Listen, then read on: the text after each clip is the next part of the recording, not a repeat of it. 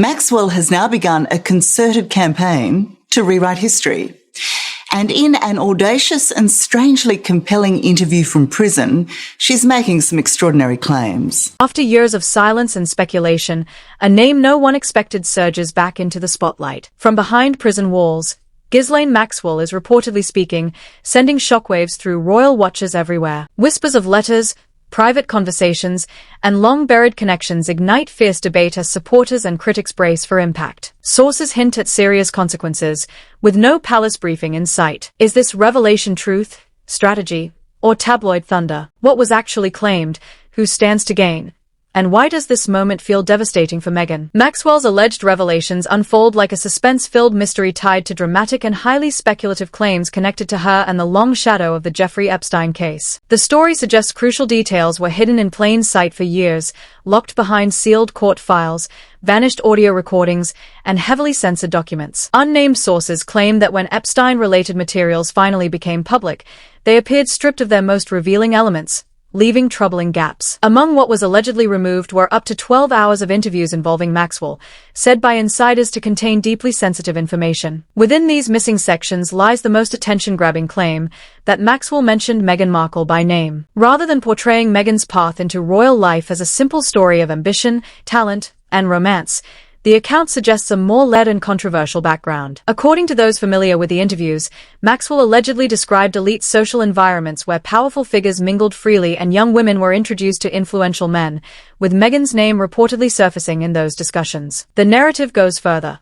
claiming Maxwell sometimes used coded language to refer to individuals, allegedly to protect identities or soften implications. Meghan was supposedly referred to by the nickname Flower, a term said to symbolize grace, beauty, and an appearance of innocence within high-status circles. Supporters of this theory argue the nickname fits a pattern Maxwell was said to use when describing women who moved comfortably through elite gatherings. The passage repeatedly stresses that no direct, publicly available proof confirms these claims, adding another layer of intrigue. It introduces Virginia Giuffre, one of the most well-known survivors linked to the Epstein case. According to the narrative, Giuffre at one point viewed Meghan as a possible witness in her legal action against Prince Andrew, suggesting she may have had knowledge of people or events connected to Epstein and Maxwell, though this is framed as Giuffre's impression rather than established fact. The account implies such testimony could have carried significant weight. While the sudden settlement of Prince Andrew's lawsuit is portrayed as suspicious, not merely a legal decision but a move that conveniently avoided further questioning and public testimony from high-profile figures. The implication, never directly proven,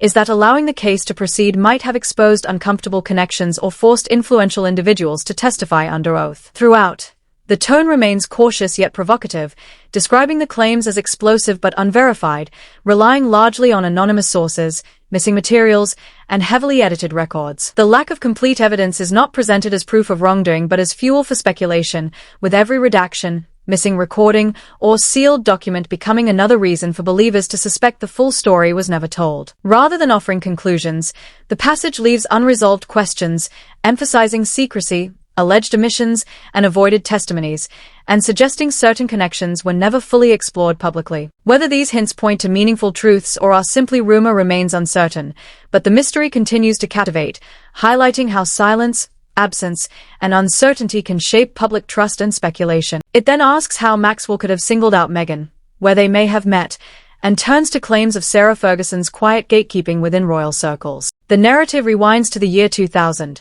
before Epstein became infamous, when he moved easily through elite spaces, allegedly welcomed by Prince Andrew into exclusive settings like the Royal Box at Ascot, symbolizing trust and acceptance. Ghislaine Maxwell is described as working the room with ease, while Sarah Ferguson lingered nearby, still influential despite her divorce. Epstein appeared fully accepted, traveling, dining, and attending private gatherings with Andrew, within tightly controlled social environments where discretion mattered as much as status. Insiders portray Ferguson as a master networker who controlled introductions and exclusions, which later fueled disbelief when she claimed she had never met Meghan until after Meghan began dating Prince Harry. Those familiar with the old circuit argued that if Meghan had ever entered the orbit of Epstein, Maxwell, or Andrew earlier, Ferguson would have noticed. From there, the story shifts, suggesting Meghan was not an outsider but someone already hovering at the edges of royal life, known but unseen, with some claiming Ferguson recognized her from earlier encounters and subtly acted as a shield by redirecting conversations and limiting introductions, allegedly to prevent any potential scandal. Meghan, however, continued to move through elite London spaces, remaining close enough to power to feel its pull while avoiding full scrutiny. This raises questions about how long she may have brushed against royal life before the public noticed and whether her rise was less accidental and more the result of careful navigation through elite corridors. The focus then turns to Soho House, highlighting Prince Harry's attendance at its Istanbul opening in April 2015, where Meghan was among carefully selected guests, and suggesting the meeting was less chance and more orchestrated. The narrative claims Meghan was already deeply embedded in Soho House networks spanning London, New York, Toronto, and Europe, and that after Istanbul her visibility and humanitarian profile accelerated rapidly. Observers describe the transition as unusually smooth, prompting questions about who shaped these introductions and why similar social and philanthropic networks keep appearing around powerful and controversial figures. The account rewinds further to New York in 2013 and Ukraine in 2014, portraying Meghan as already present in elite political and philanthropic spaces before her peak acting fame, raising eyebrows about early access to power. Allegations attributed to Maxwell about Epstein-linked money flowing through major humanitarian efforts are cited as contested but fueling speculation about how influence and access travel. Seen through this lens, Meghan's rise appears less like sudden luck and more like a timed entry into a system that rewards preparation. The narrative then explores claims of unseen protection around her as she entered royal life, suggesting influential figures connected to her early path may themselves be shielded, and speculating that her silence holds value because it could implicate far more powerful names. This unease is said to have concerned Prince William, portrayed as deeply cautious about reopening old wounds or risking new scandals, with stories describing firm boundaries drawn around Prince Andrew's visibility. The most intriguing claim centers on a luxury yacht years before Meghan's fame, described as a crossroads for wealthy power brokers and ambitious newcomers, allegedly marking the beginning of her widened path through elite networks. At the center of all speculation remain the mysterious 12 hours of Maxwell interviews, rumored to contain names and connections mapping Meghan's rise,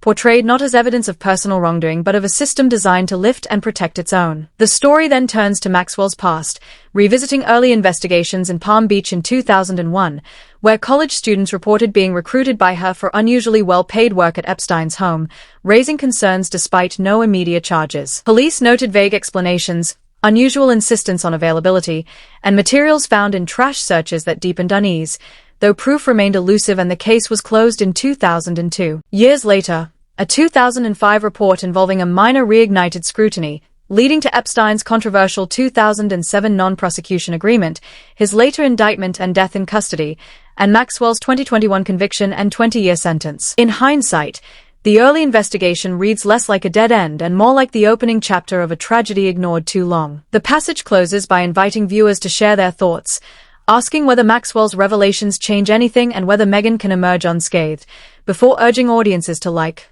comment, and subscribe.